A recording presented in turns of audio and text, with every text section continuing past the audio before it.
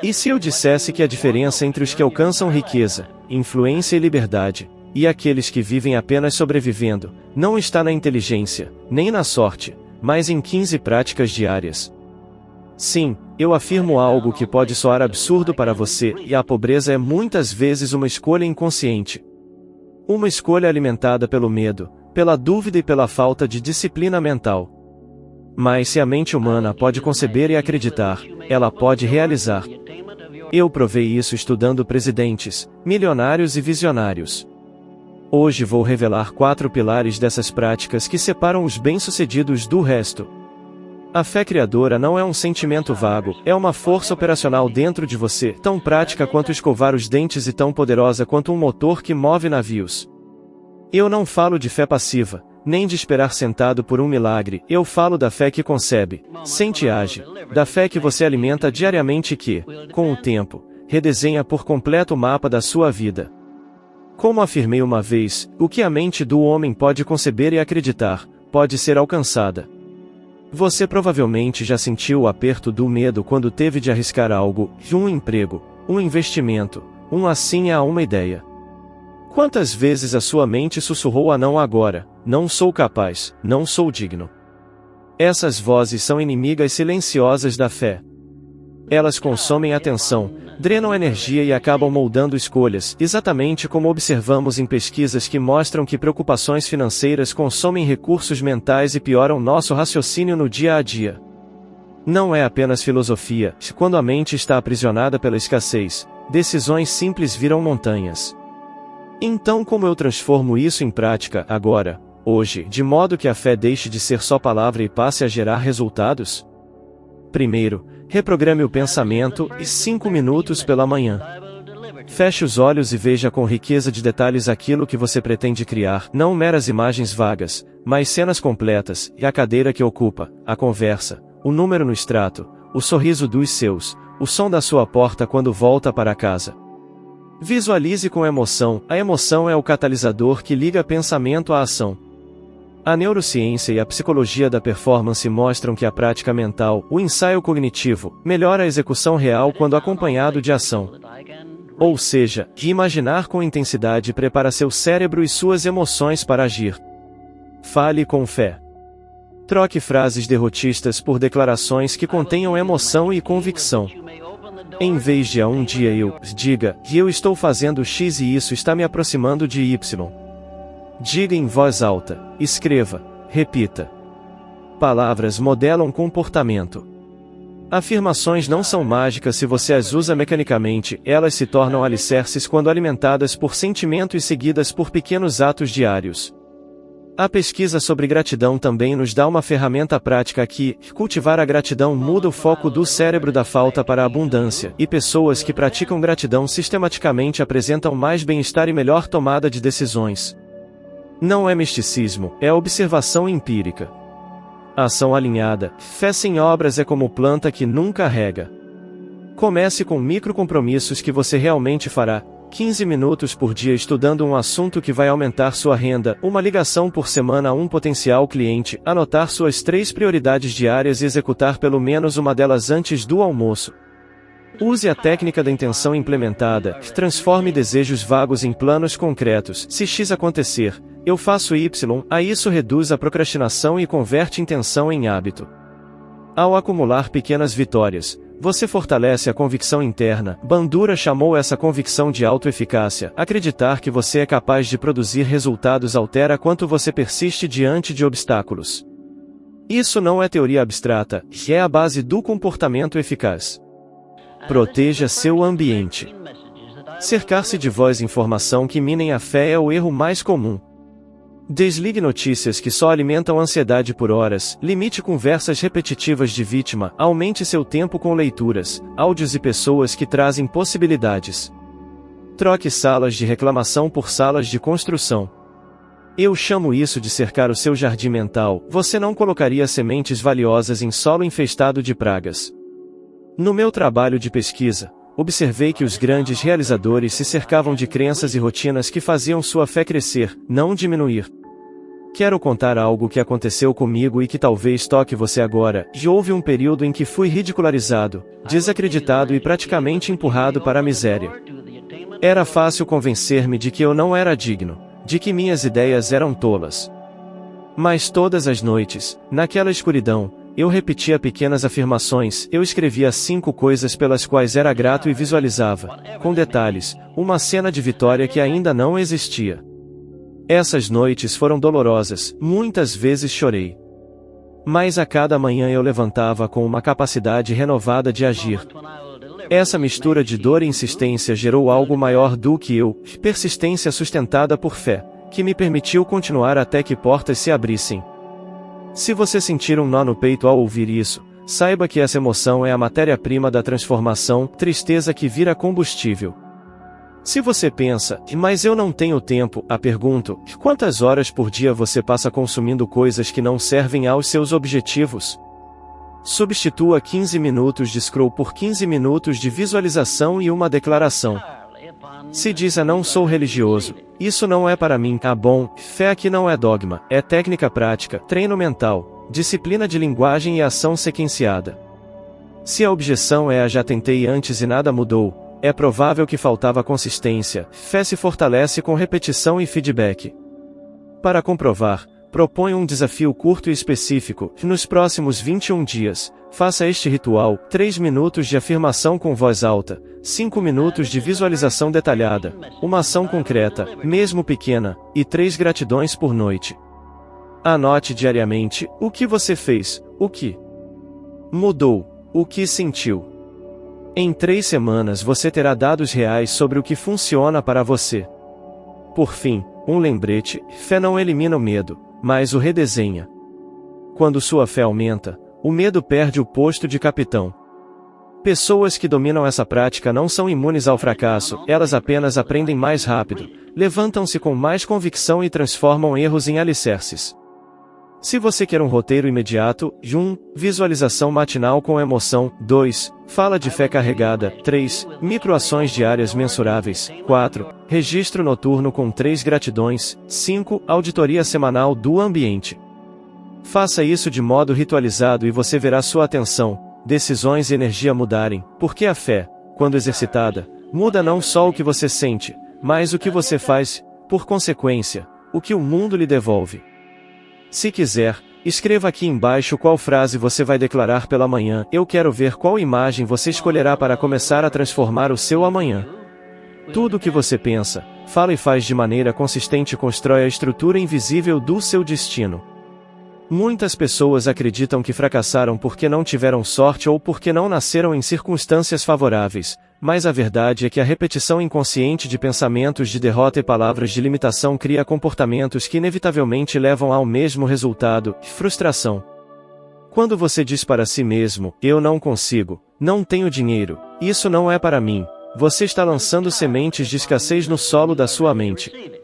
E como qualquer agricultor sabe, a colheita depende da semente. É impossível colher abundância se você planta repetidamente palavras de miséria. Eu vi isso acontecer inúmeras vezes. Henry Ford foi chamado de tolo, de sonhador irrealista, porque acreditava que poderia popularizar o automóvel em uma época em que cavalos ainda eram considerados mais confiáveis. Mas ele repetia sua visão todos os dias, não apenas em palavras, mas em atitudes. Ele falava, pensava e agia como se a realidade que desejava já existisse. Enquanto todos zombavam, ele não dizia um dia eu vou conseguir, mas afirmava com convicção, e eu vou colocar a América sobre rodas. E por causa dessa clareza, sua mente encontrou soluções onde outros só viam barreiras. Agora eu te pergunto, quantas vezes você já alimentou pensamentos que não condizem com o futuro que deseja? Quantas vezes você repete mentalmente que é difícil ganhar dinheiro, que só enriquece quem já nasceu em berço de ouro, que oportunidades não aparecem para pessoas como você? Se você se reconhece nesse padrão, não se culpe, porque a maioria das pessoas também pensa assim. Mas entenda, a mente humana traduz em realidade física qualquer pensamento de natureza dominante que seja misturado à emoção e à fé. Se o pensamento dominante for de limitação, será isso que se manifestará. A ciência moderna reforça essa verdade. Pesquisas em psicologia mostram que a chamada profecia autorrealizável acontece porque nossas crenças moldam nossas ações. Se você acredita que vai fracassar em uma entrevista de emprego, inconscientemente seu corpo se tensiona, sua voz falha, suas palavras soam inseguras e, de fato, você fracassa.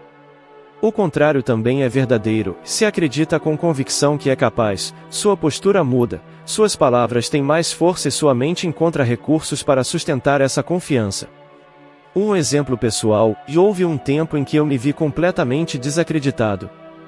Sem dinheiro, sem perspectivas, com pessoas ao meu redor rindo das minhas ideias. Eu poderia ter me rendido a esse ambiente e começar a repetir as mesmas frases de derrota que ouvia.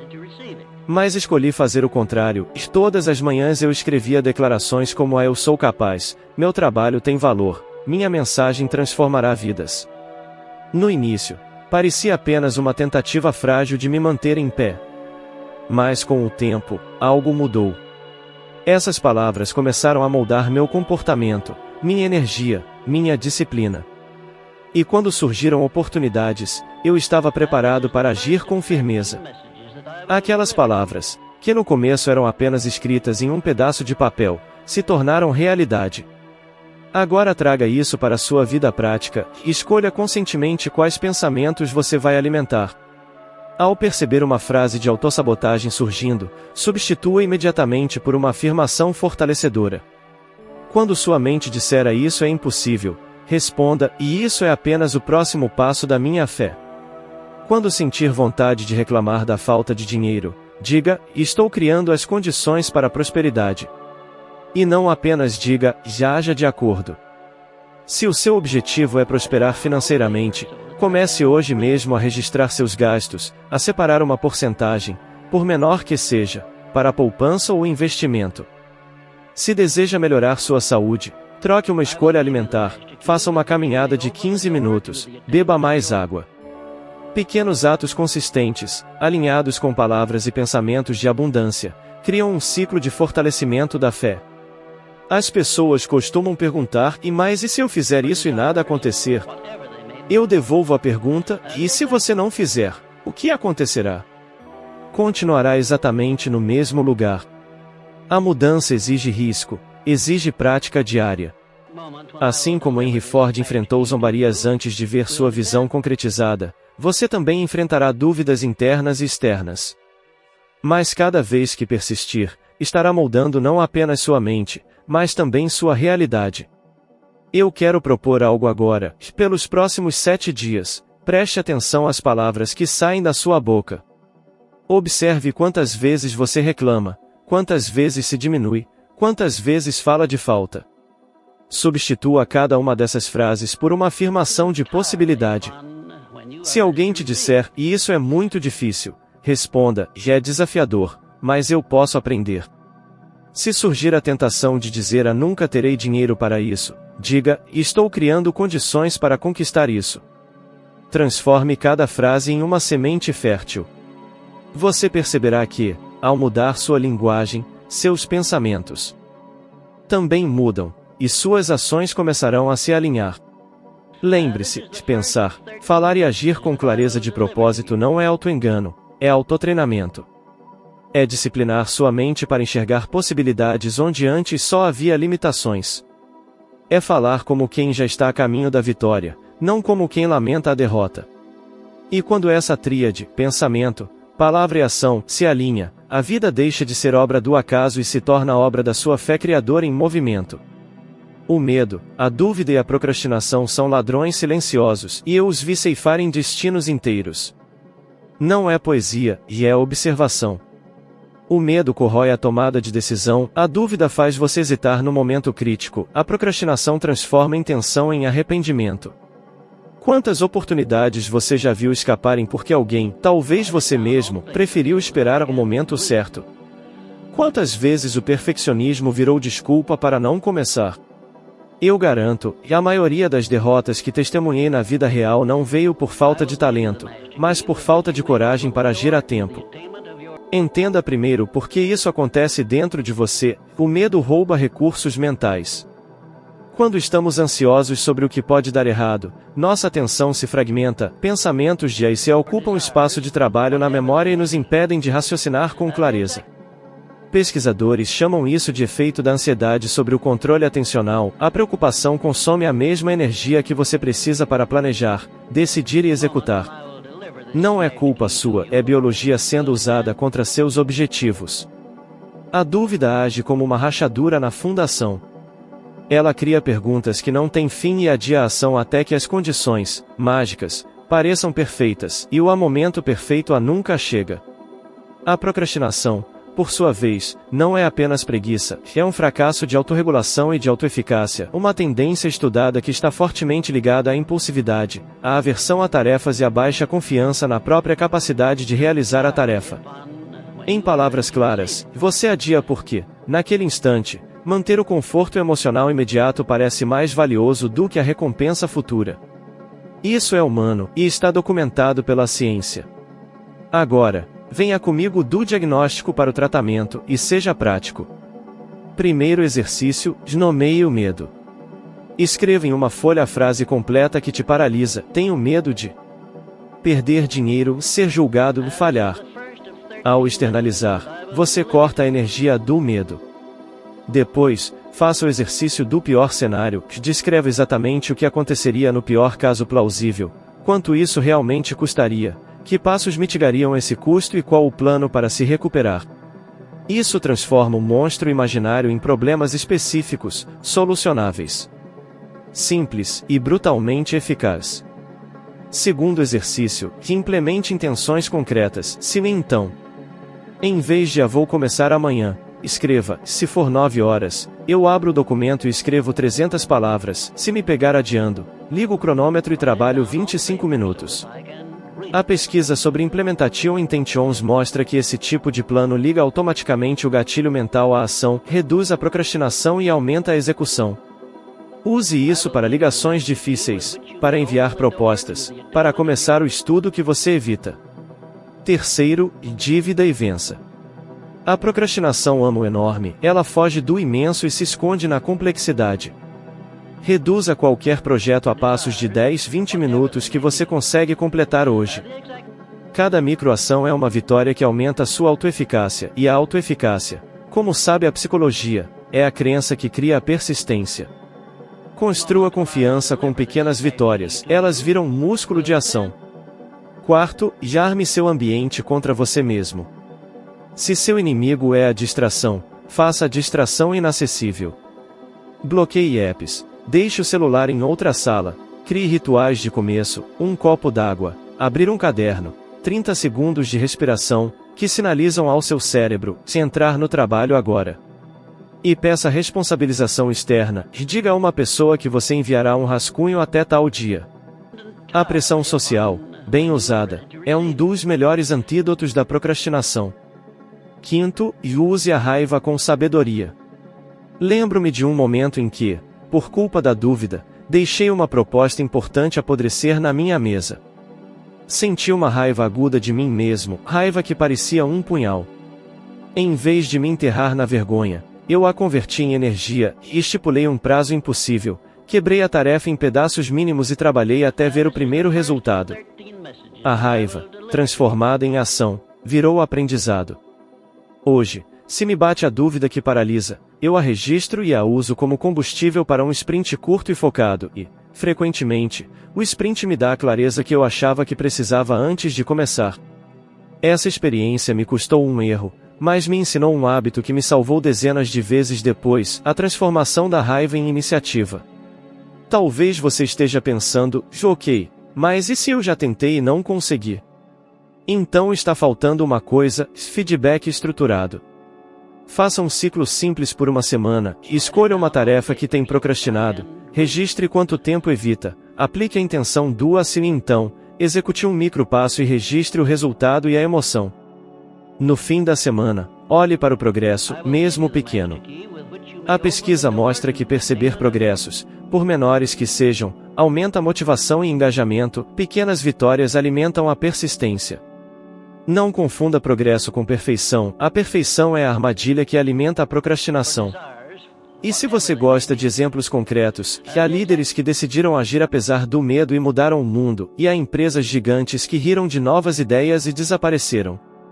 Quando Reed Hastings bateu na porta da Blockbuster, a falta de ação estratégica naquele momento custou mais do que a gargalhada do instante, custou décadas de relevância.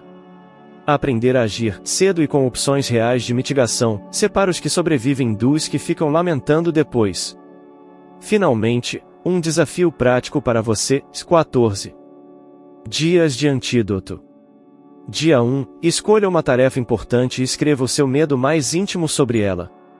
Dia 2, faça o exercício do pior cenário e esboce 3 medidas para mitigá-lo.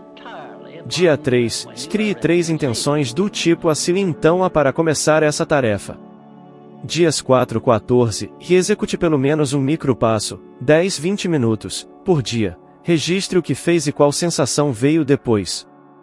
Ao fim, olhe os registros. A maior mudança que você verá não será no mundo externo, será na sua coragem de começar de novo.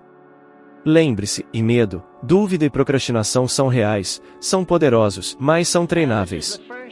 Nomeie-os, planeje respostas claras, quebre em passos e construa pequenas vitórias. A ciência confirma o que eu vi ao longo de décadas: quando você reduz a carga mental do medo, quando transforma intenção em plano assim então e quando cultiva microações, você substitui inércia por movimento. Faça o experimento, e diga qual foi o primeiro micropasso que você completou. Poucos compreendem que a gratidão é mais do que um gesto educado ou uma emoção agradável.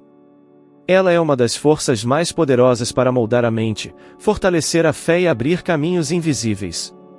A gratidão é, de fato, uma alavanca espiritual e psicológica que amplifica tudo aquilo em que você acredita. Quando você agradece antes mesmo de ver o resultado, está afirmando para si e para o universo: e eu já recebi.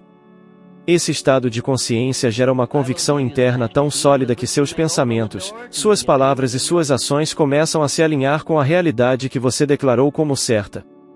A ciência já confirmou isso. Estudos mostram que a prática da gratidão reduz sintomas de ansiedade e depressão, aumenta o bem-estar e até melhora a qualidade do sono. Isso não é coincidência, é consequência da mente se sintonizando com a abundância em vez da falta. Mas não basta agradecer de forma superficial, como quem repete frases prontas. É preciso sentir profundamente, visualizar o que se tem e o que está a caminho. Uma prática simples que recomendo é escrever, todas as manhãs, 5 motivos pelos quais você é grato. Não apenas liste, mas se permita sentir a emoção de cada palavra. Se for grato pela sua família, veja o rosto deles. Se for pela sua saúde, sinta a energia em seu corpo. Se for por uma oportunidade, imagine-a se expandindo. Essa prática, se feita diariamente, muda o tom emocional com que você começa o dia. E à noite, antes de dormir, faça o mesmo exercício em sentido inverso e agradeça pelas vitórias do dia, mesmo que sejam pequenas. Talvez tenha conseguido manter a calma numa situação difícil, talvez tenha avançado em uma tarefa, talvez apenas tenha respirado fundo quando a ansiedade quis dominar. Cada reconhecimento é uma semente que fortalece a fé criadora. Aos poucos, você perceberá que sua mente deixa de focar no que falta e passa a enxergar possibilidades onde antes só havia limitações. Mas há um outro elemento essencial: o ambiente em que você se encontra. Você pode cultivar gratidão no coração, mas se vive cercado de pessoas negativas, de conversas de derrota e de queixas constantes, sua fé será drenada. O ambiente é como um campo eletromagnético invisível, que influencia seu estado mental sem que você perceba. Se você passa horas ouvindo notícias de tragédia, se convive com amigos que zombam dos seus sonhos ou se participa de círculos sociais que só reforçam escassez, o terreno da sua mente se enche de ervas daninhas. Por isso, é sua responsabilidade proteger esse ambiente. Eu mesmo vivi essa realidade. Houve um período em que fui constantemente ridicularizado por acreditar que seria possível ensinar pessoas comuns a alcançar riqueza através do poder da mente e da fé. Meu ambiente imediato parecia conspirar contra minhas convicções.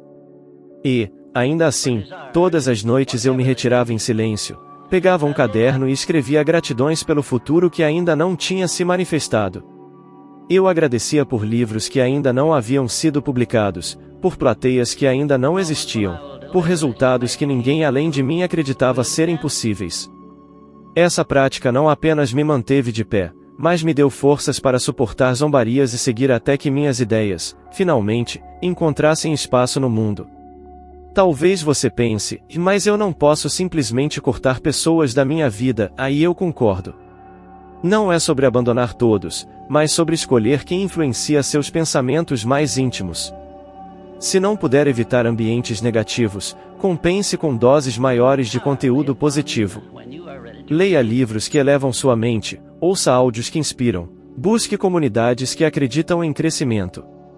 A Bíblia adverte: as más conversações corrompem os bons costumes. E eu acrescento: as más conversações corroem a fé.